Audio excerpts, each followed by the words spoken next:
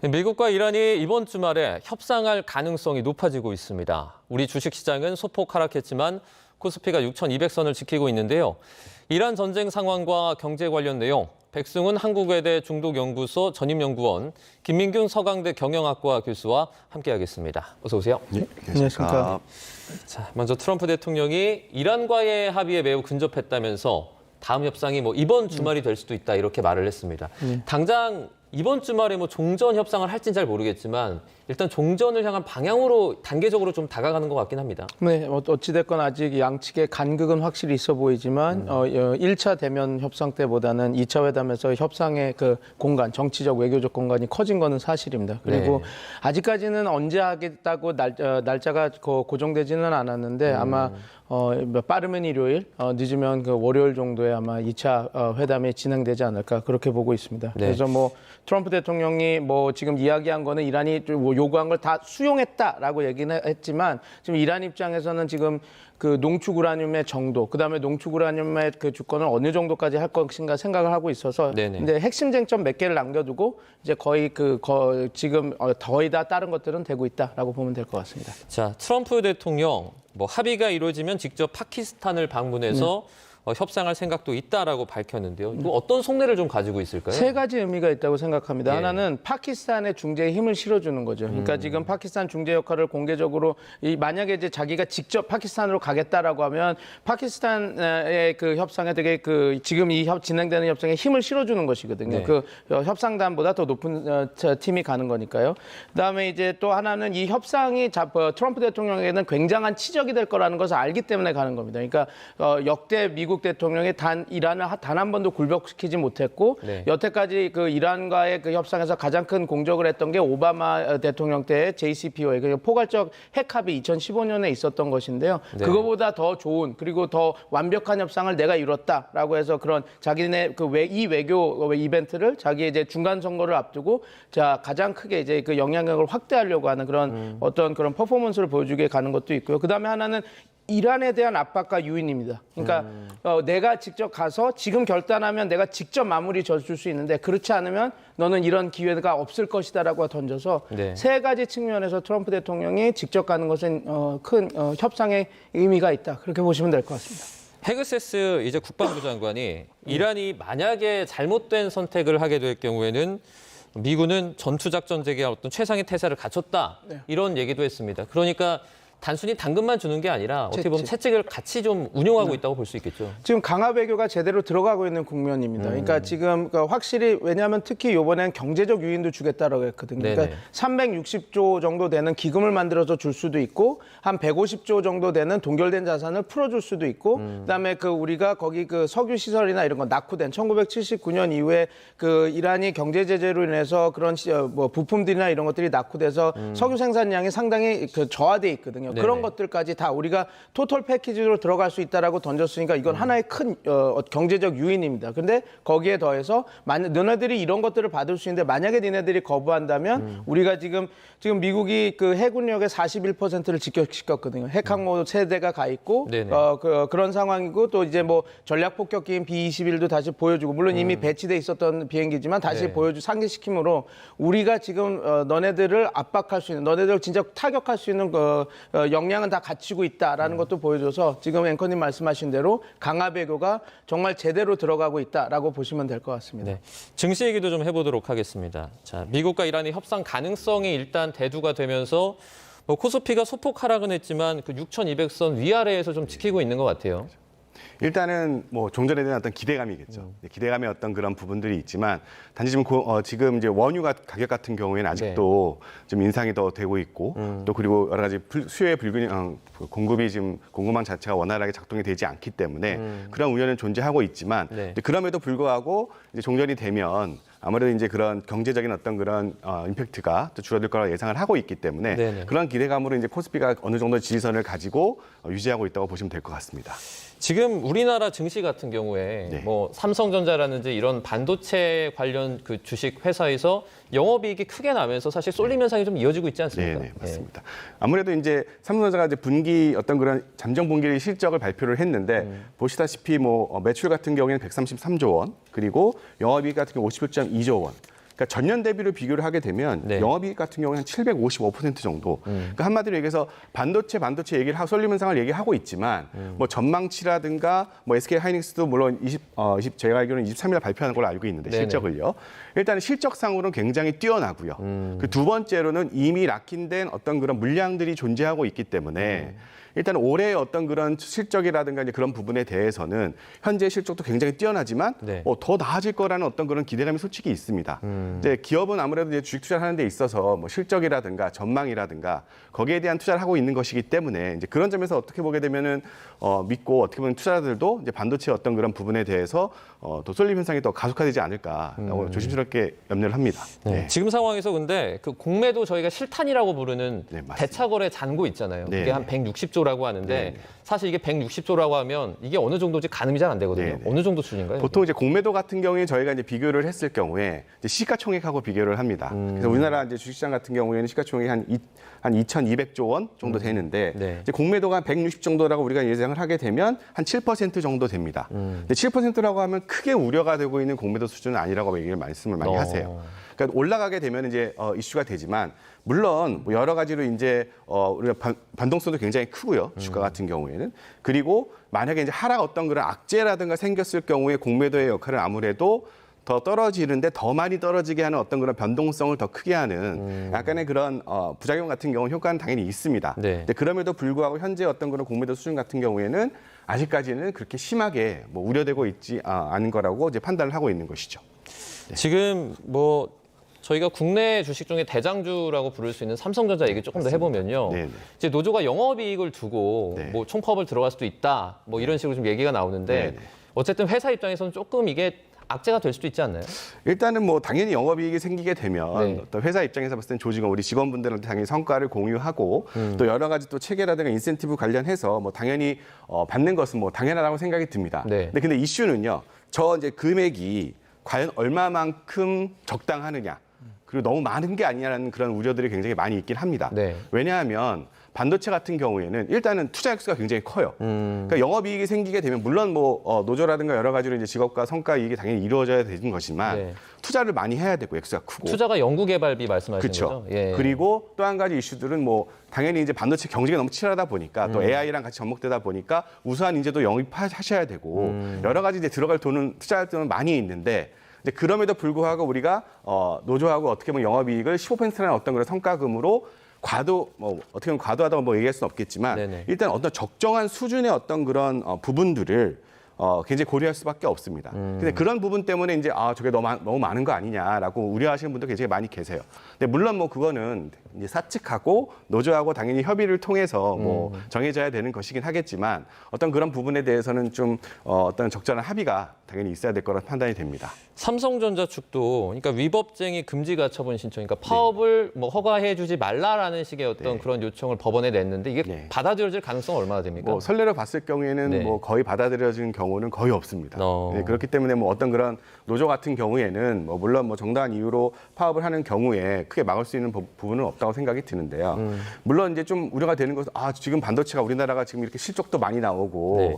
어떤 나라의 경제에 어떤 그런 주축이 되는 어떤 그런 역할을 하고 있는데 파업을 하게 되면 아무래도 어떤 그런 실적이라든가 성과라든가 그런 부분에 있어서 삼성전자 같은 경우는 아무래도 경제에 어떤 그런 나쁜 영향을 주지 않나라는 네. 그런 부분들을 굉장히 우려가 많으신 것 같아요. 그래서 뭐 이거는 물론 뭐 지금 아직 협의 중이긴 하지만 하여튼 뭐 제 입장에 3자 입장에서 봤을 경우에는 협의를 잘 하셔서 또 파업이 없이 잘 네. 해결될 수 있을 바람을 조심스럽게 내보입니다. 네. 네. 중동 사태 저희가 다시 좀 짚어보면 트럼프 대통령이 이제 이스라엘과 레바논이 10일 동안 휴전을 한다 이렇게 직접 밝혔는데요. 네네. 지금 상황을 봤을 때 이게 좀 크게 호재로 작용할 수 있을까요? 이거 호재죠. 왜냐하면 이란과 미국의 그 2차 협상에서 가장 큰 외부 변수죠. 외부 네. 변수는 이스라엘이었고 이스라엘이 지금 하고 있는 레바논 전선이 어떻게 흘러가느냐에 따라서 2차 회담을 좀 어떻게 결렬시킬 수도 있는 요소였는데 어찌됐건 미국이 강력하게 요구를 해서 10일 휴전 협상이 이루어졌습니다. 그래서 네.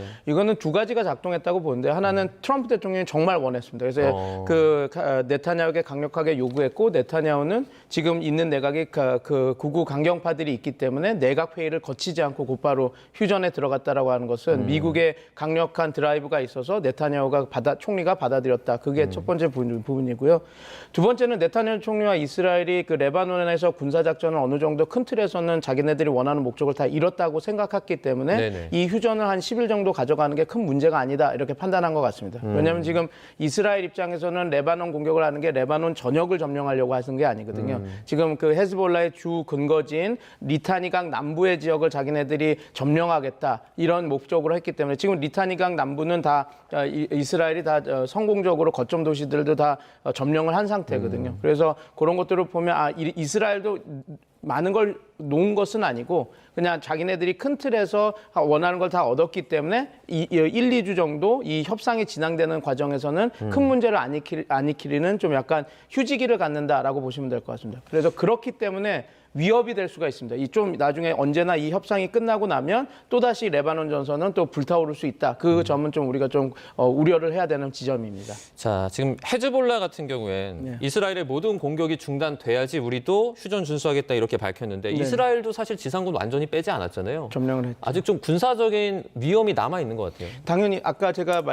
이 답변 전에 답변을 네네네. 드리면서 말씀드렸는데 아마 지금 협상 국면에서는 이스라엘 점령군도 큰 도발은 하진 않을 겁니다. 그런데 이제 이란과 미국의 협상이 끝나고 나면 다시 한번 그 헤즈볼라 또 레바논 이스라엘군이 헤즈볼라의 근거지와 헤즈볼라들을 공격할 가능성이 높아서 레바논 전선은 지금 잠깐 휴지기를 갖는 것이지 휴전이라고 보기는 좀 어렵다. 그렇게 보시면 될 것 같습니다. 네. 저희가 기름값 얘기를 조금 해보려고 하는데 조금 전에 저희가 그 취재한 어떤 소식이 하나 들어와서 좀 전해드리겠습니다. 우리 국적 선박이 그러니까 봉쇄되어 있는 호르무즈 해협 대신에 그 아래 있는 홍해를 통해서 원유를 선적해 빠져나오는 데 성공한 것으로 파악이 됐습니다. 그 해양수산부는 사우디아라비아 얀부항에서 원유를 적재한 우리 선박이 홍해를 안전하게 빠져나왔다 이렇게 밝혔는데요. 호르무즈 해협 봉쇄 이후에 우회로인 홍해를 통해서 국내로 이렇게 원유를 운송하는 첫 번째 사례가 될 것 같습니다.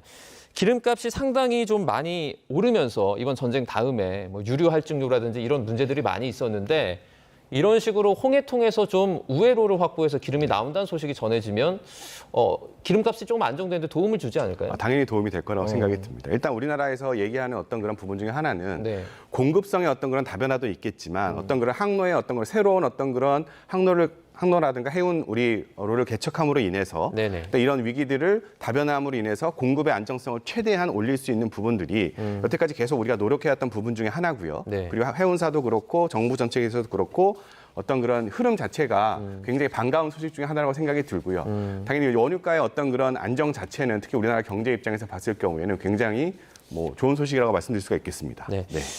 유류 할증료 얘기를 안 할 수가 없는데 뭐 항공유라든지 이런 것들을 좀 봤을 그렇죠. 때 전쟁 전이랑 비교해서 2배 이상 올랐다고 해요. 네.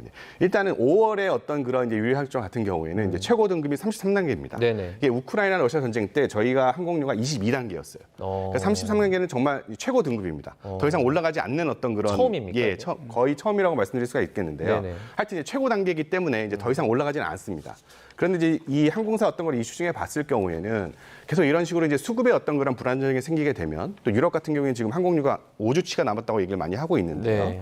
이제 그런 불안정하게 생기게 되면 일단 중요한 건 유류 할증을 더 이상 못 올립니다. 항공사 입장에서 봤을 경우에는 그러면 이제 그런 어떤 원유가 계속 인상이 된다고 치게 되면 항공사 입장에서 봤을 때는 그런 부담을 이제 고스란히 안게 되는 것이죠.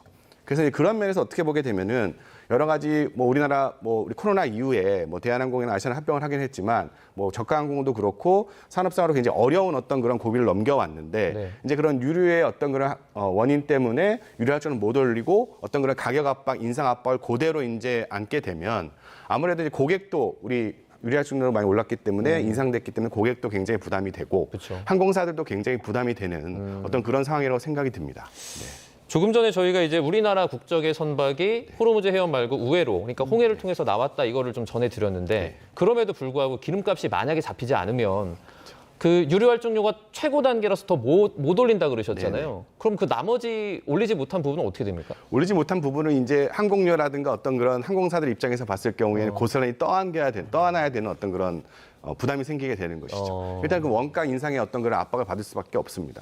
그럼 유료 할증료 외에 항공료가 인상이 된다거나 네. 아니면 어떤 그런 우리 항공사들 입장에서 봤을 경우에 어떤 그런 재정적인 어떤 그런 부담이 네. 어쩔 수 없이 이제 돌아오게 되는 수밖에 없는 것이죠. 정부랑 국적항공사 대표가 비공개 간담회했다고 하는데 아마 이와 관련한 어떤 대책을 좀 논의를 했겠죠. 아무래도 이제 그런 측면에서 봤을 경우에 우리 항공사 입장에서 봤을 경우에 약간 정부의 지원이라든가 아니 원유의 어떤 그런 비축류 관련해서 우선적으로 어떻게 보게 되면 좀 할당이 되는. 네. 왜냐하면 항공사 입장에서 봤을 경우에는 일단 운영을 해야지 어떤 그런 이익을 만들어내서 그 매축을 만들어낼 수 있거든요. 네. 그러니까 항공료가 부족해서 만약에 정말 비행기가 못 뜨는 상황이 벌어지게 되면 그런 항공사 입장에서 봤을 때 그건 이중 부담이 될 수밖에 없거든요. 그래서 이제 그런 면에서 어떻게 보게 되면 정부의 어떤 그런 지원이라든가 대책을 좀 요구를 하고 좀 상의를 하고 협의를 하지 않았나라는 생각이 듭니다. 네. 저 연구원님 제가 그 호르무즈 해협 조금 전에 저희가 그 우리나라 국적 그 선박이 통과했다는 내용 관련해서 몇 가지 더 여쭤보면 네. 일단 호르무즈 해협이 아니라 저희가 우회 항로를 뭐 개척했다고 해야 되나요? 바벨만데브를 통해서 네, 나오는 바벨만데브를 양부항으로. 통해서 네네. 나오게 되는데 네네. 그럼 이것만으로 어떻게 보면 기름값 안정이라든지 이런 부분에 영향을 줄 수도 있을 것 같은데 좀 앞으로는 어떻게 보세요? 이게 원래 그 이란이 계속 호르무즈 해협을 막겠다고 얘기를 해서 네. UAE도 그렇고 제벨알리 항으로 이렇게 빠지는 오만 쪽으로 빼는 파이프라인을 연결해서 호르무즈 해협을 우회하지 않고 가는 파이프라인들을 다 만들었습니다. UAE는 제벨알리 항이고 그다음에 이제 그 사우디아라비아는 그 홍해 쪽으로 빼는 얀부 항으로 빼는데 그게 네. 하루에 500만 배럴을 할 수가 있거든요. 그래서 네. 그 양은 아직까지는 한정이 돼 있기 때문에 네. 물론 이제 지금 위기 상황에서는 이걸 통해서 계속 축적을 해서 빼낼 수 있지만 아직도 그 호르무즈 해협이 막았을 때 나오는 그 효과보다는 4분의 1, 5분의 1 수준에 밖에 안 되기 때문에 조금은 좀 부족하다라고 보실 수 있을 것 같습니다. 근데 사우디아라비아는 계속해서 이걸 확장해 나가려고 합니다. 그러니까 호르무즈 해협으로 빼는 것이 아니라 그 홍해나 이쪽으로 해서 빼려고 하는 그런 그 파이프라인을 계속 이렇게 빼려고 합니다. 근데 이제 그렇게 되면 가격이 좀 오를 수밖에 없는 게 유전이라고 하는 것이 다 호르무즈의 안쪽에 그 하사 지역에 이렇게 있거든요. 그러니까 그 걸프 지역을 이렇게 보면 사우디아라비아 있으면 그 북서부 쪽에 그 유전들이 많아서 만약에 그 홍해로 빼려면 파이프라인으로 해서 연결해서 홍해까지 쭉 빼야 되니까 비용은 더 늘 수는 있지만 이런 호르무즈 해협이 그 막히는 같은 그런 상황이 벌어졌을 때는 네. 좋은 우회로가 될 수는 있죠. 근데 뭐 지금 상황에서 예컨대 뭐 후티 반군을 이용해 홍해 쪽을 막는다든지 뭐 이런 나쁜 시나리오는 나오지 않을 가능성이 높죠. 지금 협상 국면이기 때문에 네네. 그렇게 할 이유는 조금 없다고 보는데 앵커님 말씀하신 대로 그 바벨만데 해협도 원래 호르무즈 해협보다 더 좁은 수역, 그러니까 22km밖에 안 되는 저런 수협이기 때문에 저기도 또 병목을 하는 지역이기 때문에 네 맞습니다. 저쪽이 이제 뚫는다 하더라도 그런 위협들은 항상 좀 있다라고 보시면 될 것 같습니다. 네, 알겠습니다. 중동 사태 그리고 경제적인 파급 효과들까지 저희가 자세하게 알아봤습니다. 백승훈 한국외대 중동연구소 전임연구원, 김민균 서강대 경영학과 교수와 함께했습니다. 고맙습니다. 감사합니다. 감사합니다.